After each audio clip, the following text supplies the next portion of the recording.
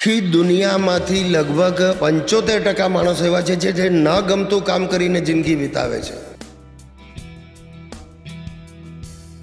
કલાકાર પોતે અલગારી જીવ હોય, મન ફાવે રીતે વર્તન કરતા હોય, ક્યારેક મૂડમાં હોય, ક્યારેક મૂડમાં ન હોય, એમના કલા જીવનમાં કંઈ સક્સેસ ફેલિયર મળી હોય, એની અસર પર્સનલ જીવનમાં પણ થતી હોય. તે જેમ કહ્યું કલાકારને આમ થતું હોય, એ આવા હોય, કોણે લાયસન્સ આપ્યું હોય? Why should it be like that? બધા માણસો જેવા જ છો તમે, તમારી ફરજ છે. કલાકાર છે એટલે તમને છૂટ આપી. તને ગમતું કામતું કરે, બીજો એને પોતાની રીતે ન ગમતું કરે છે એટલે એને તો વધારે સલામ છે સાહેબ.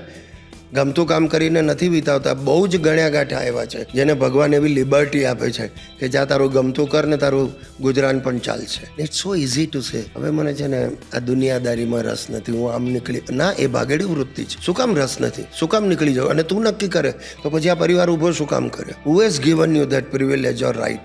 બસ હવે મને છે ને બસ મારું મન તારું મન ભરાઈ ગયું, મારું મારું મારું. શા માટે? એ દ્રષ્ટિકોણ. અને એવા માણસને આપણે એમ કહી કે ચાલુ ગજબ. હા ના, હું એની સાથે સહમત જ નથી. મને આ લાઈન સામે વાંધો છે. સુખે ભજ સુર શ્રી ગોપાલ. ભાઈ ભાઈ ભાંગી જંજાળ, એને જંજાળ શું કામ ગણો છો? તો જંજાળ છે તો કર્યું શું કામ? ખોટી વાત છે સાહેબ. રાઈટ.